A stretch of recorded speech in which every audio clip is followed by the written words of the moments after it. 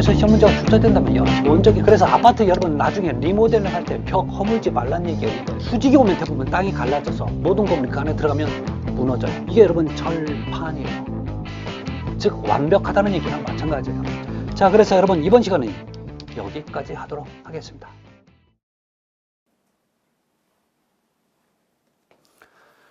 네, 여러분 436페이지 보시면 9번째 전기 운송 및 기타 설비가 나옵니다.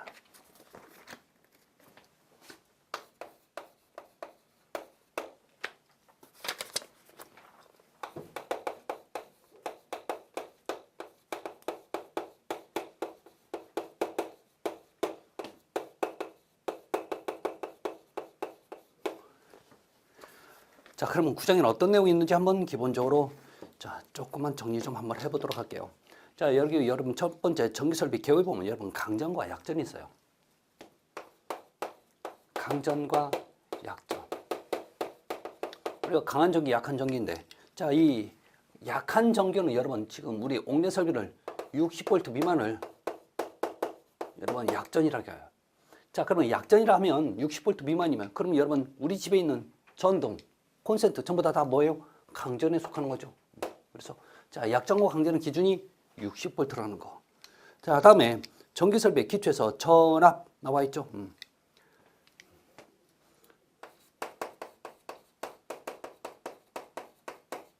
기초에서 여러분 1번 전압입니다. 전압은 여러분 지금 전기 압력을 전압이라고 얘기해요. 자, 그런데 이 전압은 크게 종류를 세 가지로 나눕니다. 자, 저압, 자, 고압, 특별고압, 그래서 특고압이라는 표현을 씁니다. 자, 이렇게 세 가지로 구분이 되고 있어요. 자, 그러면 전기 압력, 즉 전압이 있다면 두 번째 전류가 있는 거죠. 전류. 전류라고 하면 전기가 흘러간다는 표현을 여러분 전류라고 표현합니다. 흐를 유자예요. 자, 그러면 전기가 흘러가는데 두 가지 방식에 의해서 흘러갑니다. 하나는 자, 직류가 있고 또 하나는 교류 상태가 있어요.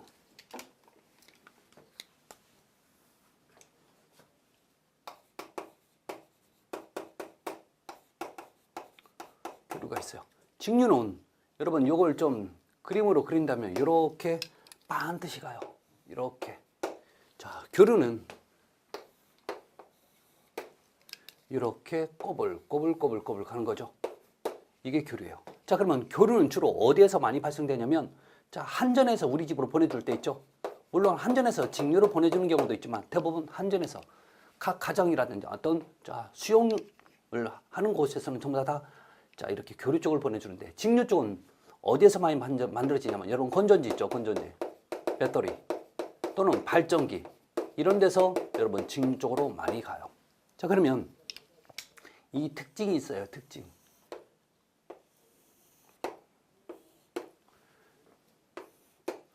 자, 이 직류는 기본적으로 자,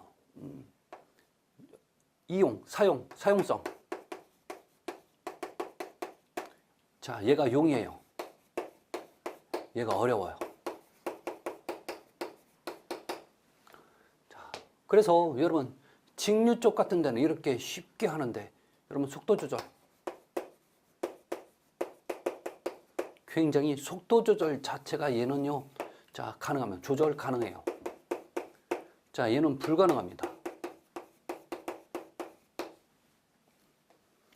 이런 특징을 가지고 있어요. 그래서 여러분 대부분 직류 쪽이 좋은데 문제는 왜 한전에서 직류 쪽으로 안 보내냐면 여러분 항상 요 많은 압력으로 계속 보내려면 그만큼 많은 힘이 필요해요. 그래서 여러분 얘는 손실이 전기의 손실이 얘가 커요. 얘가 손실이 작아. 그래서 전선을 타고 멀리까지 보낼 때 손실이 적은 게 바로 교류 쪽이죠. 교류입니다. 그래서 자, 한전에서는 손실이 적은 교류 쪽을 이용해서 보내주는 거죠. 자, 그러면 뭐와 결합이 돼야 되면 이 직류가 저압과 고압과 특고압으로 결합이 돼 있어야 돼요. 그래서 자, 이쪽으로 좀 제가 밑에서 써서 자, 직류에 자, 저압일 때, 고압일 때, 자, 특고압일 때는 각각 얼마 정도가 압력이 발생되는지 가장 중요한 건 여러분 사실 저압 쪽입니다. 자, 직류의 접은 여러분 750V를 이하가 되는 거죠. 자, 교류는 600V 이하가 됩니다. 다음에 고압 같은 경우는 직류가 자 750V를 초과하고 7000V 이하가 됩니다. 다음에 교류 같은 경우는 고압이 자 600V를 초과하고 7000V 이하가 돼요. 요 개념을 여러분 좀 정리하셔야 돼요. 결론은 여러분 저압만 알고 있으면 이거 쭉 같이 가요. 그럼 특고압의 직류 특고압은 7000V를 초과하는 겁니다. 그 다음에 교류는 여기도 마찬가지요. 똑같아요. 7000V를 초과합니다. 이런 개념들이에요. 그래서 이 자체가 뭐 너무 쉽다고 안 나온다는 건 없어요. 아셨죠? 그래서 확인하시고 그다음에 자, 네 번째 보면 여러분 저항이 나옵니다. 저항 438페이지 보면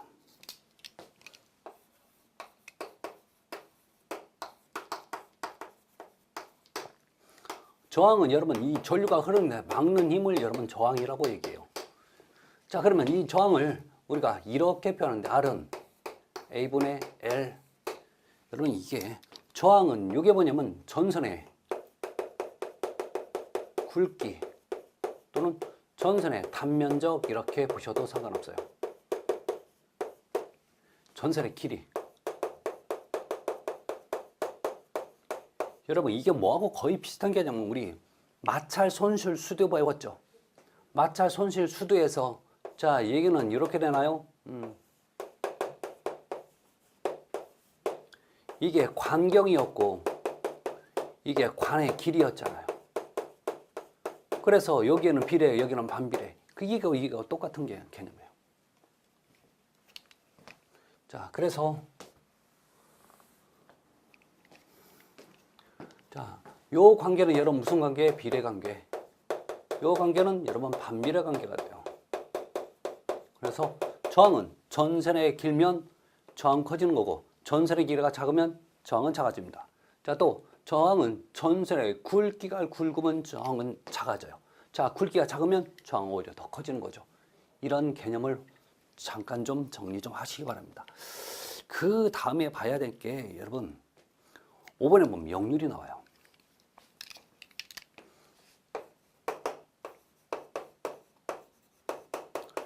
이게 원래 힘력자야. 힘이 자 사용되는 비율을 여러분 지금 역률이라고 얘기하는 거죠. 자, 그럼 역률은 이런 식으로 표현되고 있어요. 피상전력분의 유효전력이라는 표현을 씁니다.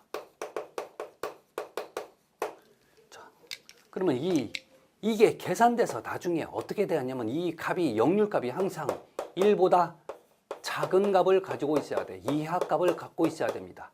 이거보다 크면 안 돼요. 아셨죠?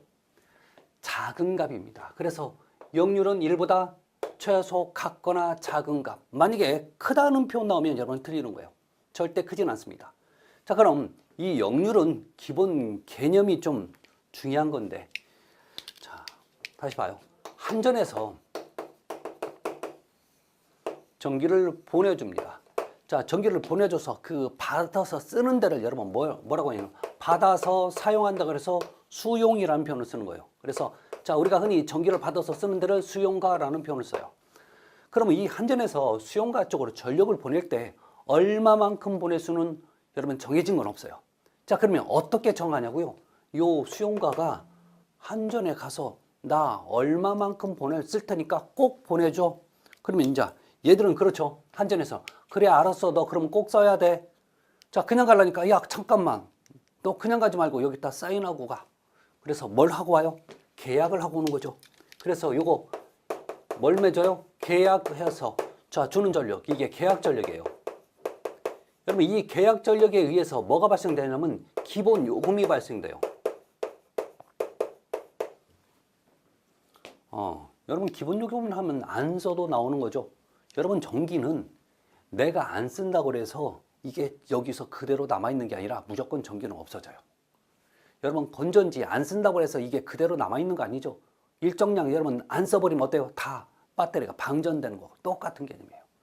이래서 너 쓰든 안 쓰든 기본요금 내가 전기는 보내줬으니까 너 안 쓰는 건 네 책임이잖아. 그러니까 기본요금 내 라고 하는 거죠.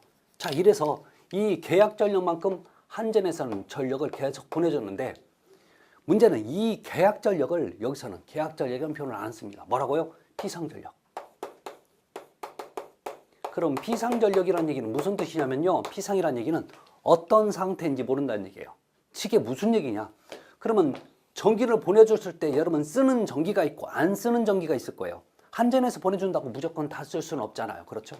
자, 그래서 여러분 이 전기 비상전력 안에는 유효전력이 있고 또 하나는 무효전력이 있습니다. 그럼 한전에서는 자 보내줬어. 얼마만큼 계약전력만큼 이 전기 이름은 뭐라고 한다고요? 비상전력. 그러면 내가 쓰면 무슨 전력? 유효전력. 이건 사용이 된 전력이에요. 그러면 무효전력은 사용을 안 한 거야.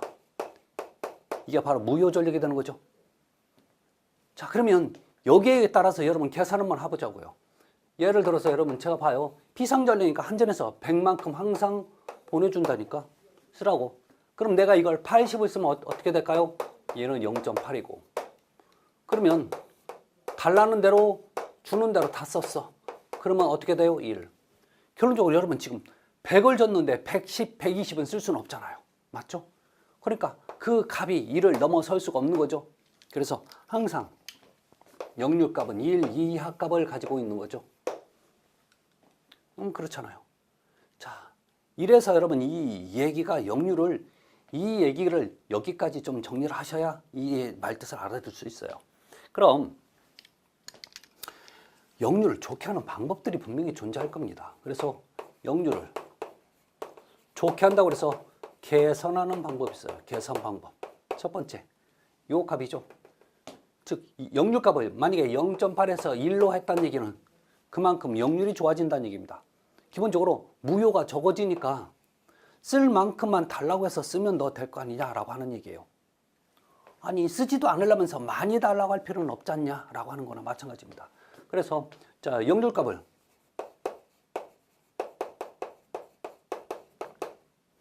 자 1에 가까울수록 가깝게 합니다. 두 번째, 즉 다른 말로 역률값을 크게 한다고 하는 거죠. 자 이걸 그래서 크게 한다는 얘기나 마찬가지예요. 두 번째, 자 이게 즉 여러분 얘가 커질 수가 있어요. 많이 달라고 했는데 뭔 문제가 있어서 적게 쓸 수밖에 없어요. 그럼 적게 쓰면 얘가 커지는 겁니다. 그럼 뭐가 좀 도와주냐면 여러분 컨덴서라고 하는 게 있어요. 그 컨덴서를 쓰면 약간 쓰는 것처럼 보여져요. 그래서 여러분 역률 개선용 즉 이거 역률 개선용 컨덴서, 역률 개선용 콘덴서. 다른 말로 역률 개선용을 이렇게도 표현하죠. 자, 진상 콘덴서. 자, 그래서 진상 콘덴서 이것들을 사용, 설치해 주면 돼요. 자, 세 번째. 이게 1번과 2번이 항상 기본적으로 나왔던 얘기인데 저는 여기까지 얘기 좀 할게요. 어떤 얘기예요? 유효전력을 크게 할수록 좋아요. 그렇지만 무효전력은 작게 할수록 좋아요. 이게 기본 개념입니다. 그래서 이것들을 절대 잊으시면 아니 되는 거죠. 역률이었습니다. 자, 6번째 보면 여러분 주파수가 나와요.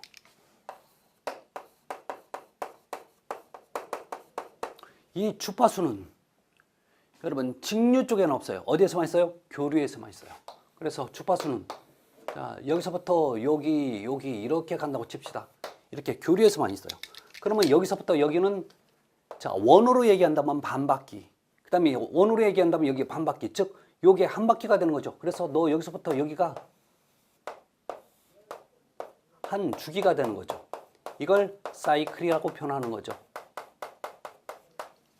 그래서 요걸 여러분 지금 우리가 주파수라고 하는데 우리나라는 요게 1초에 여기서부터 여기까지 몇 번 왔다 갔다 하냐면 즉 60번 왔다 갔다 해요. 그래서 이걸 뭐라고 표현하냐면 60Hz라는 표현을 써요. 그래서 우리나라는 주파수를 60Hz를 씁니다. 자, 전기는 세계적으로 60 아니면 50Hz 둘 중에 하나를 씁니다. 물론 전압은 굉장히 다양해요. 우리나라는 220을 사용하는 데도 있고 어떨 때는 여러분 일본 같은 경우는 215V, 자 우리는 220V, 그 다음에 뭐 세계적으로 많이 쓰는 게 220V이지만 230도 쓰는 데 있고 240도 쓰는 데도 있어요. 하여튼 그건 중요하지 않지만 주파수는 알아두시기 바랍니다. 자, 그 다음에 봐야 될 게 우리 439페이지 보시면 세 번째 변전 및 자가발전 설비가 나와요.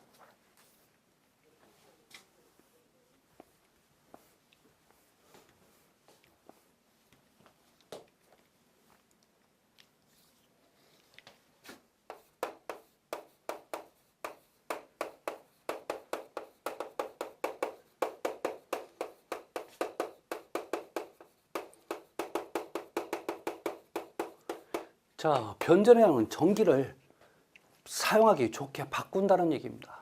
자, 그래서 여러분 변전을 여러분 변압기, 이렇게 변압기 바꾼다는 표현을 우리가 많이 쓰는 표현이 있죠. 트랜스, 일본말로 도란스라고 표현했던 거죠. 정확히는 여러분 트랜스포머죠. 네. 자, 그 얘기를 지금 좀 할게요. 자, 변전실은 여러분 기본적으로 한전에서는 22,900V로 우리 전기실로 들어와요.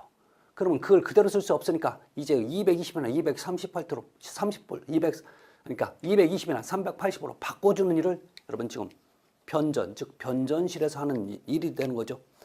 자, 그래서 여러분 변전실 보시면 반드시 어때요? 내화 구조로서 출입구는 방화문. 여러분 이 변전실은 반드시 여러분 내화 구조여야만 합니다.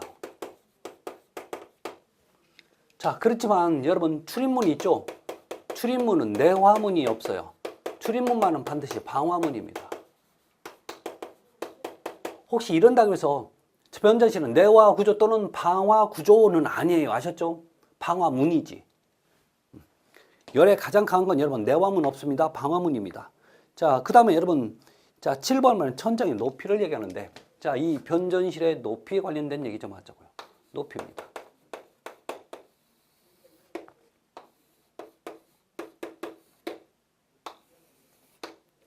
자, 여기 보가 있어. 슬라브 바닥. 자, 우리 일반적으로 요 높이를 여러분 얼마로 보냐면 약 3.6m 정도로 봐요. 그런데 보가 있으면 그만큼 높이가 낮아지겠죠. 자, 그래서 요 높이도 제한을 둡니다. 자, 근데 문제는 어떨 때는 고압일 때가 있고 어떨 때는 특고압일 때가 있어요. 야, 고압일 때는 너 그 높이를 얼마로 보냐라고 물으면 3m. 자, 특고압은 4.5m 이상의 높이를 갖고 있어야 되는 거죠. 이 조건 확인하시기 바랍니다. 자, 그 다음에 봐야 될 게 여러분 우리 교재 440페이지 보시면 자, 수변전 변압기 용량 산출이 나와 있죠. 자,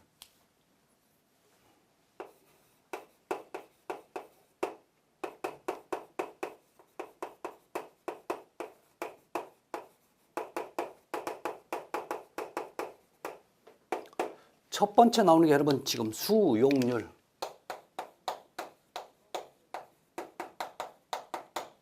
자, 그래서 수용률 위원은 구하는 공식 있죠.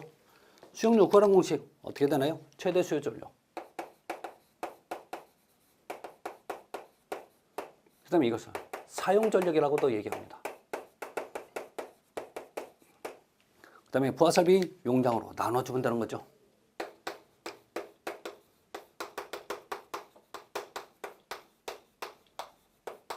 유리니까 곱하기 100을 하면 돼요. 자, 그러면 두 번째. 자, 부동률이 나옵니다. 자, 부동률도 구하는 공식이 있습니다. 자, 부동률은 각 부하 최대 수용 전력.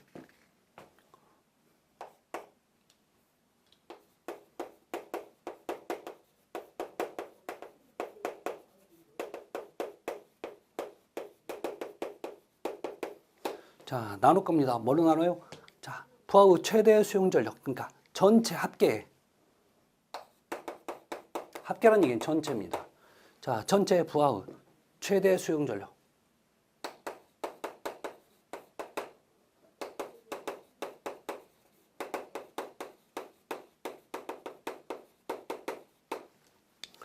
세 번째, 여러분 부하율 나와 있죠?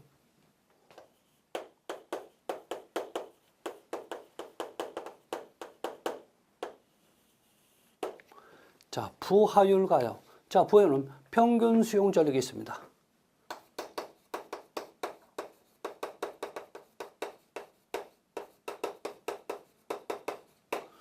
나눌 겁니다. 뭘로요? 최대 수용 전력으로.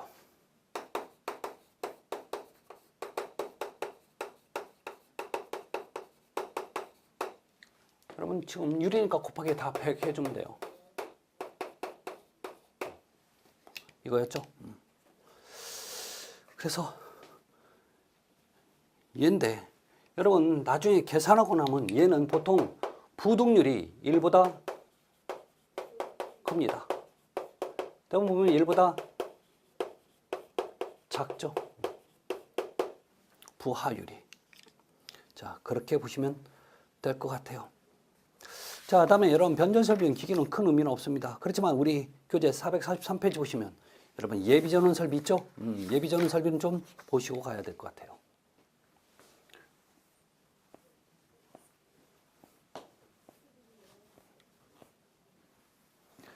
여러분 지금 이 방금 공부한 수용률, 부등률, 부하율 요 같은 경우는 여러분 시설 결혼보다 관리 실무에서 상당히 많이 나오고 시설 결혼도 여러분 좀 많이 나오는 편이니까 꼼꼼히 잘 보셔야 됩니다. 다음에 자 3페이지 보면 예비전원 설비예요.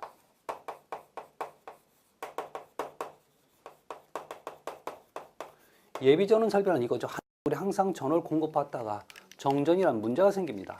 그러면 어떤 건물에서는 꼭 전기가 계속 켜져야 되는 그런 부분이 있을 수도 있어요.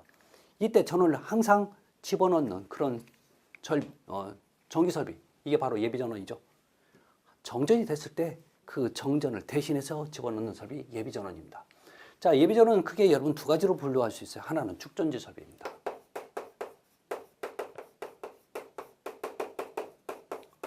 또 하나는 자가발전 설비예요.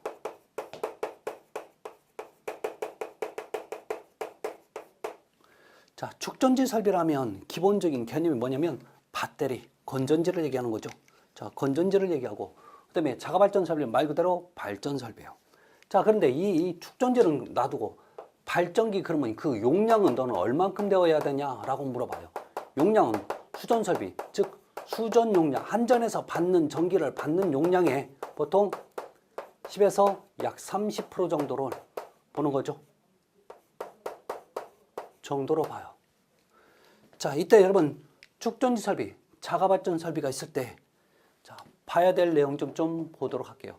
여러분 축전지 설비는 자, 얘가 정전이 됩니다. 자, 정전이 되면 첫 번째 조건입니다. 얘는 이때서 여러분 충전을 하고 있으면 안 돼요. 평상시 충전을 하고 있어야 되는 거죠. 그래서 여기서부터 충전을 하면 안 됩니다. 자, 평상시 충전이 다 되어 있어야 돼요. 자, 이럴 때 여러분 이 축전지 설비는 최소 30분 이상 지속 방전할 수 있는 용량이어야 됩니다. 자, 그러면 자가발전 설비는 첫 번째, 이 발전기는 대부분 어떤 엔진이에요. 엔진. 즉 엔진인데 얘는 여러분 지금 혹시 우리 그 SUV 자동차, 즉 디젤 자동차는 여러분 바로 시동 건다고 해서 켜지지 않아요. 약간의 예열 시간이 필요한 거죠. 그래서 이 발전기는 바로 안 돕니다. 그래서 약간의 예열 시간이 필요한데 그거 몇 초로 봐요? 자, 여러분 정전이 되면 최소 10초 이내에 가동이 되어야 돼요. 자, 그렇지만 최소 30분 이상은 지속 운전이 가능해야 됩니다. 요 조건을 하는 거죠. 그럼 자, 그 다음에 하는 얘기가 무슨 얘기냐면 야, 그러면 각각 하나씩 할 때는 이런 조건을 갖고 있지만 너 이걸 같이 쓰는 병용을 할 때 같이 쓸 때입니다. 이렇게 병용을 하면 조건이 달라져요. 자, 그런데 잠깐 들어보세요. 병용이 되는데 문제는 여러분 만약에 축전지에서 나오는 전류와 자, 자가발전 설비에서 나오는 그 전류가 같이 갈 필요는 없어요. 둘 중에 하나만 가면 되는 거죠. 자, 그러면 어떤 게 더 우선적으로 빨리 갈 수 있냐면 건전지에서 나오는 게.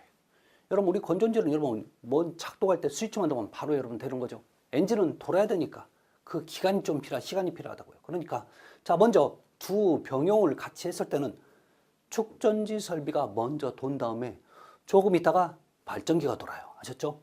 누가 먼저 돈다고요? 축전지 설비. 그래서 이 축전지 설비는 기본적으로 첫 번째, 얘도 정전이 돼서 돌아야 되는데 축전지 설비가 충전을 하고 있었어야 돼요. 만약에 그때서 여러분 충전하고 있으면 큰일 나는 거죠. 그래서 너 충전하지 말라는 얘기가 이때서 그러니까 써야 되는데 지금 막 충전하고 있어야 되면 안 된다는 얘기예요. 미리미리 충전이 다 되어 있어야 된다는 얘기입니다. 두 번째, 또 하나 조건. 자, 그러면 너는 얼마 정도의 전기의 압력을 계속 공급할 수 있는 용량이어야 되냐라고 물어보는데 혼자 있을 때는 30분인데 자, 봐요. 두 개를 같이 하니까 조금 있으면 얘가 도는 거죠. 그러니까 굳이 혼자 있을 때처럼 30분의 큰 배터리 용량이 아니어도 된다는 얘기죠. 최소 몇 분? 20분 이상이면 돼요. 방전할 수 있는 용량이면 됩니다. 자, 다음 자가발전 설비예요. 자가발전 설비는 혼자 있을 때는 10초 이내에 가동하지만 지금 두 개를 같이 할 때는 누가 지금 전원을 공급하고 있어요? 축전지 설비가. 그러니까 바로 안 돌아도 되는 거죠. 몇 초요? 정전 후 45초 이내에 가동만 하면 돼요. 그렇지만 그 다음 모두는 자, 이 발전기가 전원을 공급해 줘야 되는 거죠. 그래서 30분 이상 지속 운전이 가능한 조건이 되어야 된다는 얘기죠. 자, 그 얘기 좀 확인하시고 다음에 여러분 축전지 설비 보면 축전지실에 고려사항이 나와요. 즉 축전지실 필요한 거죠. 자, 요 축전지실의 조건에 관련된 얘기인데 자, 축전지실에 고려사항에 보시면 여러분 축전지와 자, 이렇게 나와 있죠.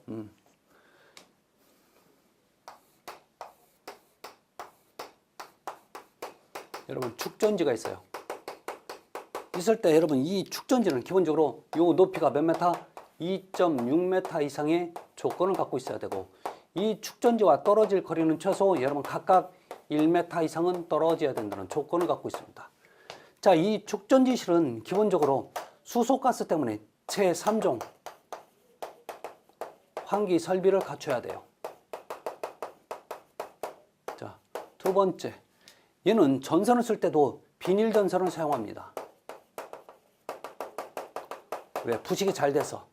자, 전등도 여러분 전등도 내산성의 제품을 사용하라고 나오는 거죠. 이런 조건들을 갖추고 있어야 되는 거죠.